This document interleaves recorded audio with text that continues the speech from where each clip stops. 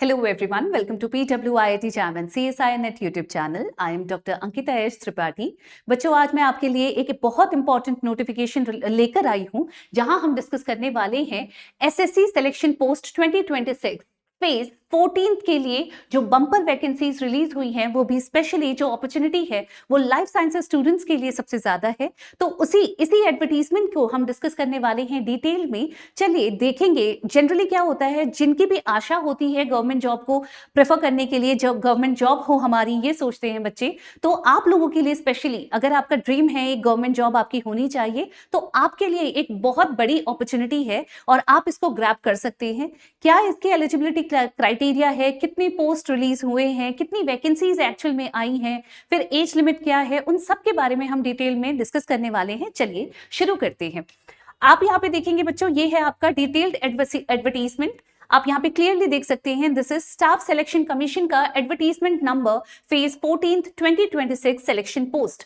तो ये जो एप्लीकेशन फॉर्म्स थे उनका जो dates for submission of online application वो रिलीज हो चुका है 13 अप्रैल 2026 को।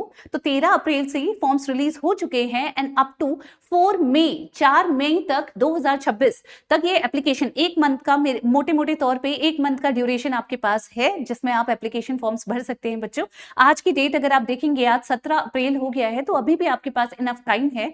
अगर आप एलिजिबल हैं तो आप एप्लीकेशन फॉर्म्स को भर सकते हैं। इस अपॉर्चुनिटी को अपने हाथ से जाने नहीं दीजिए। आप कोशिश करेंगे तो आराम से इसमें सिलेक्ट हो सकते हैं। तो देखते हैं आगे की dates. Last date and time for receipt of online application, जो लास्ट डेट है ऑनलाइन एप्लीकेशन को रिसीव करने की, दैट इज 4 मई 2026 अप टू 11 बजे, मतलब रात के 11 बजे, 4 मई रात के 11 बजे से पहले अगर आप एप्लीकेशन फॉर्म सबमिट कर देते हैं तो आपका एप्लीकेशन जो होगा वो एक्सेप्ट कर लिया जाएगा। Last date and time for making online fee payment, जो 5 मई को लास्ट डेट है आपकी ऑनलाइन पेमेंट करने की, दैट इज फी की पेमेंट, एप्लीकेशन फी की जो पेमेंट है, और मिनिमल अमाउंट है बच्चों, आप आराम से इसके लिए अप्लाई कर सकते हैं फी पे करके। अब dates of window for application form correction, अब तो आप भी जानते हैं कि जनरली जो करेक्शन विंडो है वो हर एक फॉर्म के लिए ओपन किया जाता है। तो इनके लिए जब आप एप्लीकेशन फॉर्म्स भरेंगे, बाय चांस अगर कोई करेक्शन आपको करना है तो करेक्शन विंडो खुलेगा फ्रॉम 11 मई 2026 टू 13 मई 2026, वो भी अप टू 11 बजे, रात के 11 बजे से पहले तक आपको करेक्शंस कर लेने हैं। पर मेक श्योर बच्चों, जब आप एप्लीकेशन फॉर्म्स भरें तो उस मोमेंट पे आप एप्लीकेशन को ही बहुत अच्छे से भरें। जब आप अप्लाई कर रहे हैं, आपको पता है आपके डॉक्यूमेंट्स में नेम क्या है, डेट ऑफ बर्थ क्या है, या फिर आपके पेरेंट का नाम क्या है, जो फादर है मदर है उनका नाम क्या है, उनके स्पेलिंग्स को बहुत क्रॉस चेक करके ही final submission of application forms का करें, क्योंकि बाद में करेक्शन करने से तो बेटर है कि आप पहले एप्लीकेशन फॉर्म्स को फिर से अच्छे से भर लें। इसके अलावा, क्योंकि आप जानते हैं आजकल जितने भी हमारे एग्जाम्स हैं वो जनरली कैसे होते हैं, कंप्यूटर बेस्ड होते हैं, तो ये एग्जाम भी कंप्यूटर बेस्ड है। जो टेंटेटिव डेट दे रखी है, डेट स्पेसिफाई तो नहीं कर रखी, लेकिन मंथ दे रखा है विच इज जून 2026। तो जून के महीने में कभी भी एग्जाम हो सकता है, वो आपको बाद में नोटिफाई कर दिया जाएगा। उसके अलावा अगर आप यहाँ पे देखेंगे, toll free number, helpline number भी दे रखा है बच्चों। बाई चांस ऐसा होता है कि कभी कभी हम एप्लीकेशन फॉर्म भरने की कोशिश करते हैं, लेकिन एप्लीकेशन फॉर्म्स अच्छे से भरे नहीं जा पा रहे हैं, कोई ना कोई एरर आ रहा है, हो सकता है वो टेक्निकल ग्लिच, हो सकता है वो कुछ भी एरर है वो वेबसाइट की तरफ से ही हो रहा है। तो अगर आपको ऐसी कोई प्रॉब्लम फेस करते हैं, पेमेंट में इश्यूज है, तो आप हेल्पलाइन नंबर पे कॉल कर सकते हैं, कोई भी अगर आपको डिफिकल्टी हो रही है while filling up the application form. तो ये इंपॉर्टेंट डेट्स है, इंपॉर्टेंट नंबर है, फोन नंबर है, जिसको आप नोट कर सकते हैं, व्हाइल अपने पास रखिए जब आप एप्लीकेशन फॉर्म भर रहे हो, और केयरफुली अपने एप्लीकेशन फॉर्म्स को भरिए बच्चों। अब हम आगे बात करते हैं। आप आगे देखेंगे बच्चों, यहाँ पे एलिजिबिलिटी की बात थोड़ी कर लेते हैं, उसके बाद मैं पोस्ट जितनी भी वैकेंसीज आई हैं उनके बारे में आपको बताऊंगी। आप यहाँ पे देख सकते हैं नेशनैलिटी, जो एलिजिबिलिटी है उसमें नेशनैलिटी आपकी कैसे होनी चाहिए, इधर वो कैंडिडेट जो भी अप्लाई कर रहे हैं वो होने चाहिए स्टूडेंट ऑफ, वो सिटीजन होने चाहिए इंडिया के, a subject of Nepal, a subject of Bhutan, Tibetan refugee, या फिर a person of Indian origin who has migrated to, Indian origin के पर्सन होने चाहिए। लेकिन अगर वो माइग्रेटेड हैं from Pakistan, Burma, Sri Lanka, East African countries like Kenya, Uganda, the United Republic of Tanzania, इन सारी जगह से अगर आप जगह पे हैं और अगर आप यहाँ के ओरिजिन हैं आपकी, तो आप अप्लाई कर सकते हैं इस पोजीशन के लिए। अब इसके अलावा एज लिमिट की बात कर लेते हैं बच्चों। बहुत ज्यादा बच्चों को वो होता है कि हम एज लिमिट्स क्या है मैम एलिजिबिलिटी में, तो आप उसी चीज को देखिए। अलग अलग पोस्ट, अभी हम जब पोस्ट पढ़ेंगे कि कितने पोस्ट आए हैं उसके बारे में जब मैं आपको बताऊंगी, तो उसमें एज लिमिट भी मेंशन किया गया है। तो अगर एज लिमिट इन सब क्राइटेरिया यहाँ पे जो गिवन एज लिमिट है उस पे फॉल करती है, उस पोस्ट की एज लिमिट, तो उसके हिसाब से आपके रिमार्क्स ये दिए गए हैं कि इतने से इतनी डेट तक में आपकी एज लिमिट ऐसी होनी चाहिए, वो चीज मेंशन यहाँ पे किया गया है। तो जनरली अगर आप देखेंगे एज लिमिट 18 है। 18 से लगभग जो हाईएस्ट पोस्ट है जिसमें हाईएस्ट एज लिमिट है वो है आपकी 35। तो 18 से 35 तक की मिनिमम आपकी एज लिमिट, मिनिमम से मैक्सिमम एज लिमिट आपकी दे रखी है। इसके बीच में अगर आपकी एज है तो आप आराम से एप्लीकेशन फॉर्म भर सकते हैं। ये तो था हमारी एज लिमिट के बारे में।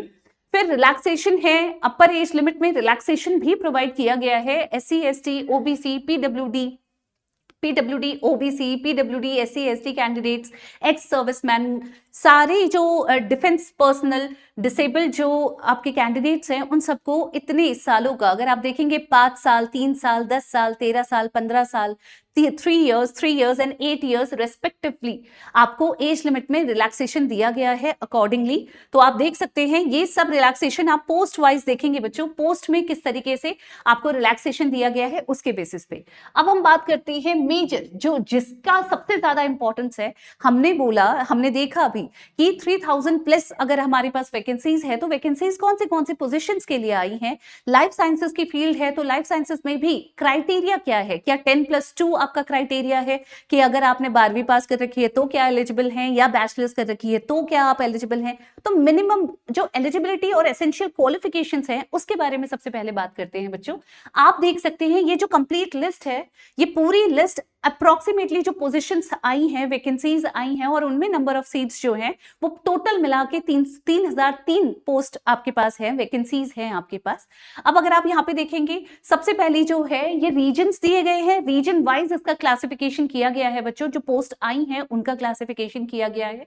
ये पोस्ट कोड है, तो अगर आप जिस भी रिस्पेक्टिव पोस्ट कोड के लिए अप्लाई कर रहे हैं तो उसका रीजन आप यहाँ पे देख सकते हैं फर्स्ट कॉलम में। उसके बाद जो थर्ड कॉलम है वो दिखा रहा है कौन सी पोजीशन है, जो जॉब पोजीशन है आपकी वो कौन सी उसके लिए है, पोस्ट के लिए है। तो सबसे पहले आप देख सकते हैं stenographer grade 2 for the laboratory attendant, फिर जूनियर इंजीनियर। अब आप यहाँ पे पोस्ट तो नंबर ऑफ पोस्ट देख रहे हैं बच्चों, लेकिन हम स्पेसिफिकली देखेंगे जो लाइफ साइंसेस से रिलेटेड हमारी पोस्ट है उनके ऊपर भी फोकस करेंगे। और रादर देन लाइफ साइंसेस हो गए, जो हमारे इलेक्ट्रॉनिक्स के बच्चे हैं, जिन्होंने इंजीनियरिंग बैकग्राउंड के बच्चे हैं, तो वो सारों के लिए भी यहाँ पे कुछ ना कुछ अपॉर्चुनिटी है, तो आप उसको देख सकते हैं यहाँ पे। अब जो डिपार्टमेंट है जिसमें आपको पोस्टेड किया जाएगा, वो डिपार्टमेंट का नाम भी यहाँ पे रेस्पेक्टिवली दिया गया है। अगर आप देखेंगे जो स्टेनोग्राफर ग्रेड 2 है उसके लिए जो डिपार्टमेंट है that is national seed research and training centre, department of agriculture and farmers welfare, ministry of agriculture and farmers welfare. Age limit का कॉलम नेक्स्ट में है जिसमें 18 to 27 आपकी एज लिमिट है, अपर एज लिमिट। पे स्केल लेवल 6 आपका पे scale होगा। एग्जाम का लेवल, जो आपको एग्जाम देना पड़ेगा, आपने देखा ना जून में टेंटेटिव मंथ दे रखा है जब आपका एग्जाम कैरी आउट किया जाएगा, तो उस मंथ में आपका जो सिलेबस होगा या जो एग्जामिनेशन पैटर्न में क्वेश्चंस पूछे जाएंगे उनका जो लेवल होगा वो 10+2 वाला लेवल होगा।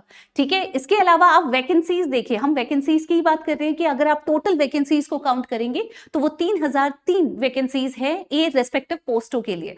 तो अगर आप यहाँ पे देखेंगे SC ST OBC अनरिजर्व के लिए 2 हैं, टोटल आपकी वैकेंसीज यहाँ पे आप 2 देख सकते हैं। सेम तरीके से लेबोरेटरी अटेंडेंट के लिए जो डिपार्टमेंट होगा वो होगा national seed research and training centre, department of agriculture and farmers welfare, ministry of agriculture and farmers welfare. इसमें भी एज क्राइटेरिया जो है वो 18 to 27 ईयर का के इन बिटवीन है। लेवल 2 यहाँ पे पे स्केल होगा। एग्जाम लेवल अगेन 10+2 वाला लेवल होगा एग्जाम का। इसमें ओबीसी कैंडिडेट्स के लिए 1 सीट है और टोटल 1 सीट है। इसी तरीके से बच्चों आप देख सकते हैं junior engineer, quality assurance, discipline vehicle, junior engineer, discipline engineering equipment. तो ये जो पोस्ट है ये इलेक्ट्रॉनिक्स के इंजीनियर्स, इस बैकग्राउंड के पोस्ट हैं तो आप इसमें अप्लाई कर सकते हैं अगर आप एलिजिबल हैं इसके लिए। हम थोड़ा सा नीचे जाते हैं बच्चों, जो इंपॉर्टेंट है, जैसे आपसे मैंने बोला कि ये यहाँ पे आप नंबर ऑफ वो देख सकते हैं, क्या बोलते हैं, पोस्ट देख सकते हैं, और उसी में जो हमारे लिए बहुत इंपॉर्टेंट है मैं उसके ऊपर सबसे ज्यादा फोकस करूंगी। आप यहाँ पे देख सकते हैं 29th वाली जो कैटेगरी में पोस्ट है यहाँ पे, जिसका कोड है CR13026, वो पोस्ट है for scientific assistant.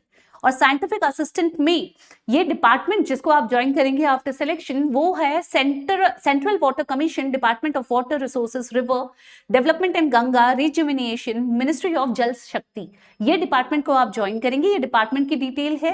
18 to 30 years आपकी एज लिमिट है। जो पे स्केल आपको मिलेगा दैट विल बी लेवल 6 का, और जो एग्जामिनेशन में जो लेवल आएगा वो आएगा ग्रेजुएशन एंड अबव का। तो ये थोड़ी आगे साइंटिफिक असिस्टेंट की पोस्ट है, तो ऑब्वियसली इसका जो लेवल होगा एग्जाम पैटर्न में, जो सिलेबस आएगा वो ग्रेजुएशन लेवल का आएगा, प्लस उससे ऊपर वाला दैट इज पोस्ट ग्रेजुएशन को भी इंक्लूड किया जाएगा। इसमें अगर आप पोस्ट देखेंगे, 1 पोस्ट है, आप यहाँ पे देख सकते हैं बच्चों, फर्स्ट कॉलम यहाँ पे क्लियरली किसके लिए दिया गया था, ये डिफरेंट कैटेगरीज के लिए। आप अगर ऊपर देखेंगे clearly SC ST OBC UR EWS, ये सारे डिफरेंट कैटेगरीज हैं जिनके लिए ये रेस्पेक्टिव पोस्ट दी गई है।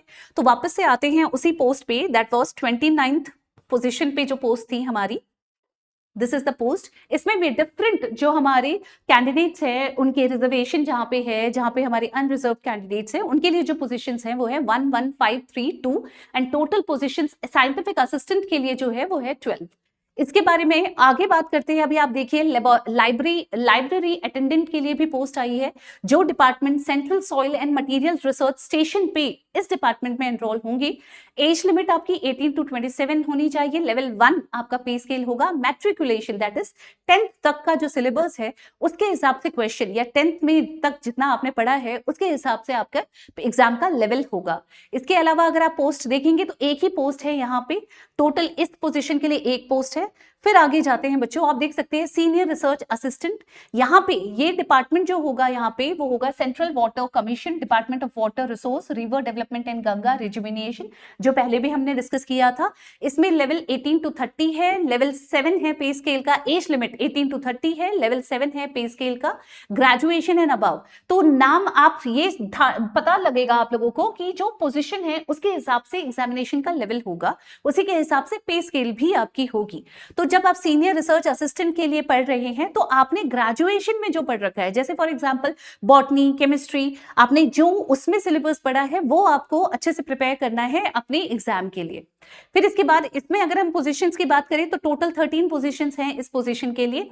फिर आप देख सकते हैं आगे सीनियर साइंटिफिक असिस्टेंट केमिस्ट्री। मैंने आपसे बोला ये लाइफ साइंसेस के लिए बहुत अच्छी अपॉर्चुनिटी है। जो हमारे स्टूडेंट्स हैं अगर वो चाहते हैं गवर्नमेंट जॉब करना तो उनके लिए ये बहुत अच्छी अपॉर्चुनिटी है। यहाँ आप देख सकते हैं सीनियर साइंटिफिक असिस्टेंट केमिस्ट्री की पोजीशन है। इसमें आप डिपार्टमेंट ज्वाइन करेंगे that will be central Forensic Science laboratory वाला। तो एज लिमिट 18 to 30 यहाँ पे भी है, लेवल 6 यहाँ पे आपका पे स्केल है, प्लस ग्रेजुएशन एंड अबव आपका सिलेबस, मतलब जो सिलेबस होगा, जो एग्जाम का लेवल होगा वो उसमें जो क्वेश्चंस आएंगे वो ग्रेजुएशन और उसके ऊपर that is post graduation level के आपसे पूछे जाएंगे। और सिंस केमिस्ट्री है तो ऑब्वियसली आपका जो सिलेबस होगा इट विल बी किसके ऊपर बेस्ड होगा, केमिस्ट्री के ऊपर बेस्ड होगा। अगेन बात करते हैं बच्चों, थोड़ा सा और आगे जाते हैं। आप देख सकते हो बोटानिकल असिस्टेंट, लेबोरेटरी असिस्टेंट, ये पोजीशंस भी आई है। और देखिए बोटानिकल असिस्टेंट की जो पोजीशन है वो है बोटानिकल सर्वे ऑफ इंडिया में, BSI में। और आप देख सकते हैं 18 to 30 यहाँ पे एज लिमिट है, लेवल 6 यहाँ पे पे स्केल है, and plus graduation and above यहाँ पे सिलेबस है। सीट आपकी एक यहाँ पे अवेलेबल करवाई गई है बोटानिकल असिस्टेंट पोस्ट के लिए। इसके अलावा भी आप यहाँ पे देख सकते हैं बच्चों बोटानिकल BSI में ही टेक्निकल असिस्टेंट की भी पोजीशन आई है। साथ ही साथ आप देख सकते हैं इसमें भी 18 से 30 की एज लिमिट दी गई है, लेवल 6 आपका पे स्केल होगा, ग्रेजुएशन एंड अबव आपकी क्या है रिक्वायरमेंट है एग्जाम के लिए, कितना आपको प्रिपरेशन करनी है उसके लिए, और नंबर ऑफ सीट्स यहाँ पे है 4। तो टेक्निकल असिस्टेंट की जो पोजीशन आई है BSI में वो है 4। इसके अलावा और आगे बात करते हैं बच्चों, फिर से देखिए आप यहाँ पे फिर इंटरेस्टिंग, तभी मैं आपसे बोल रही थी इतनी सारी पोजीशंस तो आई हैं। अगर आपने बीएससी कर रखी है, नॉर्मल बीएससी आपने कर रखी है जिसको आप बोलते हो जूलॉजी, बॉटनी, केमिस्ट्री से कर रखी है, या फिर मैथ्स है, फिजिक्स है, और उसके बाद भी आप गवर्नमेंट जॉब ज्वाइन करना चाहते हैं, तो आपके लिए बहुत अच्छी अपॉर्चुनिटी है बच्चों। आप देख सकते हैं scientific, senior scientific assistant biology and senior scientific assistant chemistry, दोनों के लिए पोजीशन आई है और सेम डिपार्टमेंट में आई है, that is central Forensic Science Laboratory में। तो इन दोनों में आपकी जो एज लिमिट है वो कितनी है, 18 से 30 साल के बीच में इतनी एज लिमिट है आपकी, 18 to 30। लेवल 6 पे स्केल होगा, ग्रेजुएशन एंड अबव का सिलेबस होगा, बायोलॉजी के लिए बायोलॉजी और आपकी केमिस्ट्री के लिए स्पेसिफिकली केमिस्ट्री। अगर आप यहाँ पे देखेंगे पोजीशंस, आप देखिए, अगर हम बायोलॉजी के लिए देखें सीनियर साइंटिफिक असिस्टेंट की पोजीशन तो 2 है, और अगर हम सीनियर साइंटिफिक असिस्टेंट केमिस्ट्री की पोजीशन देखें तो 1 है।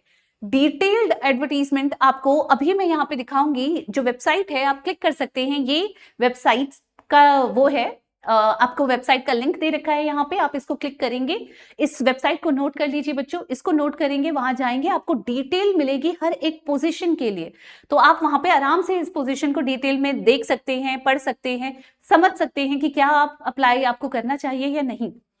इसके बाद बात करते हैं बच्चों अगेन हमारे फील्ड असिस्टेंट की पोजीशन, स्टीनोग्राफर की पोजीशन, लेबोरेटरी अटेंडेंट की पोजीशन भी आप ये देखिए, ये अबव 3 जो पोजीशंस है वो सारी सेंट्रल फॉरेंसिक साइंस लेबोरेटरी में ही आई हैं, तो आप इनको ग्रैब कर सकते हैं बच्चों। इसके अलावा अगर हम बात करें साइंटिफिक असिस्टेंट की, फिर एक पोजीशन आई है, वो आई है directorate general of mine safety में। उसके अलावा अगर आप नीचे जाएंगे, आप देखते जाओ, जो भी आपके हिसाब से आपकी पोजीशन आपको लगती है बच्चों, जो बैकग्राउंड आपका है, ग्रेजुएशन में क्या आपका बैकग्राउंड था या पोस्ट ग्रेजुएशन में क्या आपका बैकग्राउंड था, उसके बेसिस पे आप जो डिफरेंट पोस्ट आई हैं, क्योंकि पोस्ट तो बहुत सारी है, 300 प्लस पोस्ट है, और वैकेंसीज जो आपकी सीट्स है वो 3000 प्लस है, तो उसके हिसाब से आप आराम से देख सकते हैं, और मैं भी यहाँ पे आपके लिए ही डिस्कस करने यहाँ पे आई हूँ। अब बात करते हैं सीनियर जूलॉजिकल असिस्टेंट की। तो ये जो सीनियर जूलॉजिकल असिस्टेंट है, ये पोजीशन आई है आपकी जूलॉजिकल सर्वे ऑफ इंडिया, तो बोटानिकल सर्वे ऑफ इंडिया में भी और जूलॉजिकल सर्वे ऑफ इंडिया में, दोनों जगह पे पोजीशंस आई है। जब आप जूलॉजिकल सर्वे ऑफ इंडिया देखेंगे तो बहुत सारी पोस्ट आपकी इसी डिपार्टमेंट में आई है। ऊपर से देखते हैं, artist grade 1, field collector, motor driver, senior zoological assistant, जो हमें बेसिकली देखनी है वो आप ये देख सकते हैं, ग्रेजुएशन एंड अबव आपका एग्जाम का लेवल होगा, 18 से 30 इयर्स आपकी एज लिमिट है, लेवल 6 पे स्केल है। और इसके बाद अगर आप बात करेंगे आगे की, और सीट्स की भी बात कर लेते हैं, यहाँ पे जो सीनियर जूलॉजिकल असिस्टेंट है पोजीशन, उसके लिए 10 सीट्स अवेलेबल करवाई गई हैं बच्चों। अब आगे बात करते हैं और फर्दर मूव करते हैं नीचे के एडवर्टीजमेंट में। आप यहाँ पे फिर देख सकते हैं सीनियर टेक्निकल असिस्टेंट केमिस्ट्री, ये है केमिकल, इन केमिकल वाला जो ये डिपार्टमेंट, ये पोजीशन जो आई है that is senior technical assistant chemical में, वो आई है central ground water board, department of water resources में। यहाँ पे जो आपको पोजीशंस आई हैं टोटल वो है 3।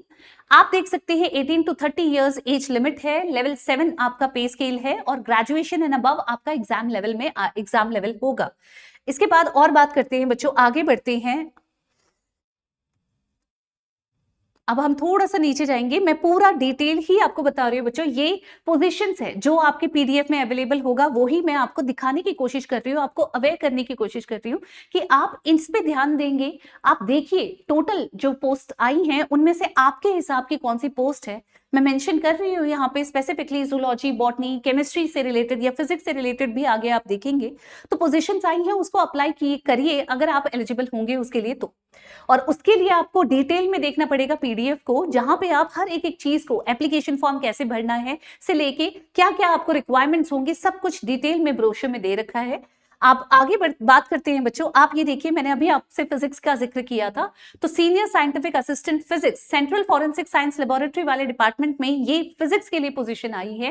सीनियर साइंटिफिक असिस्टेंट की एज लिमिट जो है वो है 18 to 30, लेवल जो पे स्केल लेवल है वो है 6, और graduation and above obviously position आपकी सीनियर साइंटिफिक असिस्टेंट है, तो आपका जो एग्जाम का लेवल होगा वो थोड़ा सा अपग्रेड होगा, और उसमें आपकी ग्रेजुएशन प्लस पोस्ट ग्रेजुएशन का जो सिलेबस है वो पूछा जाएगा। इसके अलावा और आगे बात करते हैं बच्चों, आप यहाँ देख सकते हैं फार्मासिस्ट एलोपैथिक के लिए भी पोजीशन यहाँ पे आई है सेंट्रल गवर्नमेंट हेल्थ स्कीम के अंडर, जहाँ पे अगेन एज लिमिट 18 to 27 है, लेवल 5 जो पे स्केल है वो है, और ग्रेजुएशन एंड अबव आपका वो है आएगा एग्जाम लेवल।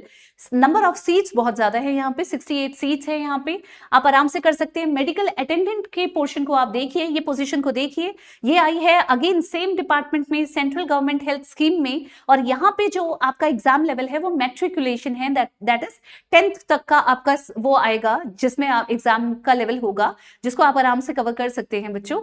आपकी एज लिमिट होगी 18 to 25, लेवल 1 पे स्केल होगा, और पोजीशंस हैं 235 पोजीशंस यहाँ पे मेडिकल अटेंडेंट के लिए है at the department central government health scheme में। इसके बाद और भी बात करते हैं, जैसे नर्सिंग ऑफिसर में सेम डिपार्टमेंट में पोजीशंस आई हैं 107। आप देख सकते हैं एज लिमिट है 18 to 30, लेवल है 7 पे स्केल का। हायर सेकेंडरी 12th तक के जो सिलेबस है आपका वो आएगा एग्जाम लेवल, उस सिलेबस तक के हिसाब का आपका एग्जाम का पैटर्न होगा, एग्जाम का लेवल होगा। डिफिकल्टी लेवल की बात हो रही है यहाँ पे, जब मैं बार बार लेवल बोल रही हूँ तो यहाँ पे समझने की बात है बच्चों, ये डिफिकल्टी लेवल को मेंशन किया गया है यहाँ पे। उसके अलावा भी आप देख सकते हैं नर्सिंग ऑफिसर के बारे में मैंने आपको बता दिया। हम आगे बढ़ते हैं। अब आप यहाँ देखिए डिमॉन्स्ट्रेटर के बारे में बात कर रखी है, biochemistry and nutrition, all India institute of hygiene and public health, directorate general of health services, ministry of health and family welfare में ये आई है पोजीशन। और यहाँ पे भी पोजीशन ग्रेजुएशन एंड अबव आपका लेवल होगा एग्जाम का, लेवल 7 पे स्केल है, 18 to 35 आपकी रेंज है एज लिमिट, और 1 पोस्ट है आपको यहाँ पे अब मिलेगी जो।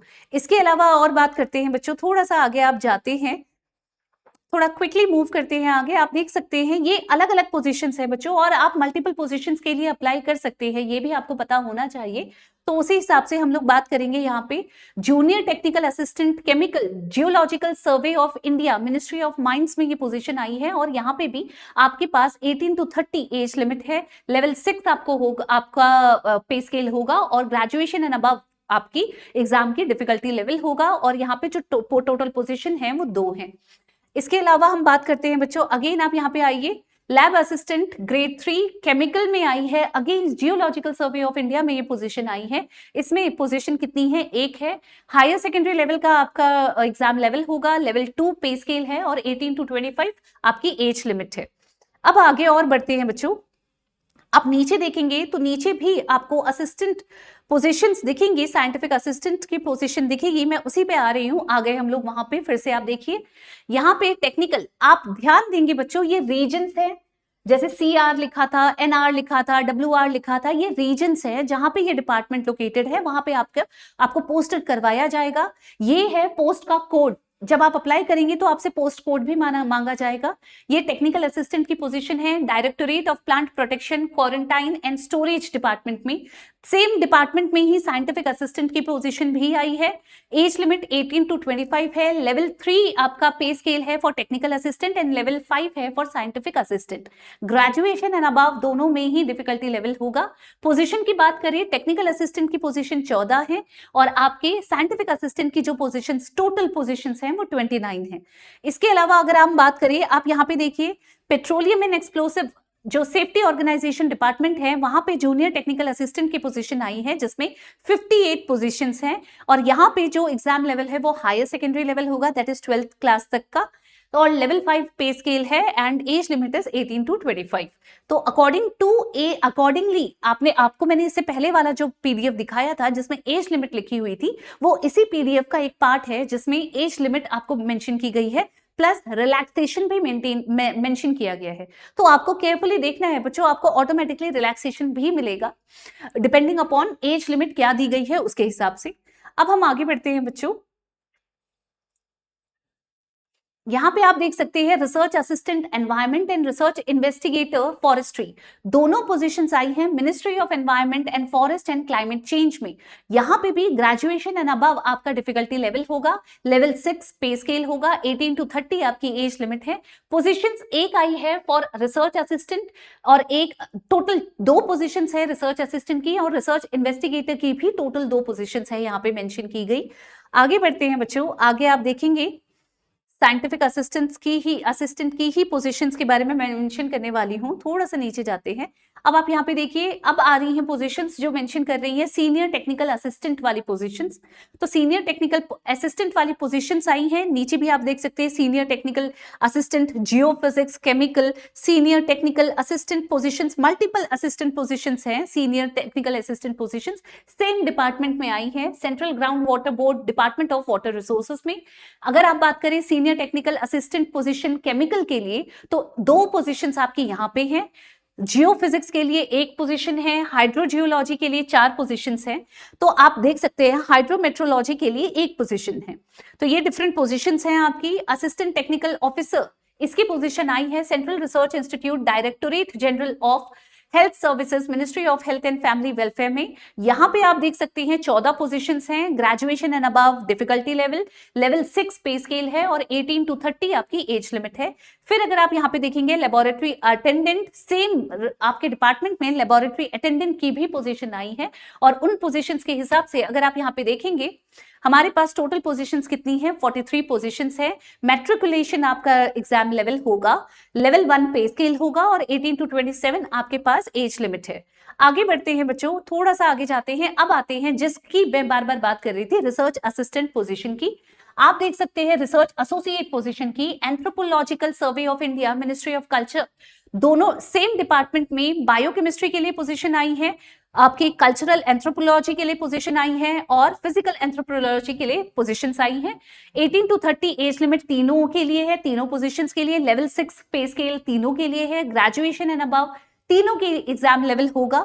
प्लस पोजीशन देख लें तो एंथ्रोपोलॉजी के लिए 5 पोजीशंस हैं, बायोकेमिस्ट्री के लिए 1 पोजीशन है और कल्चरल एंथ्रोपोलॉजी के लिए 2 पोजीशंस हैं यहाँ पे।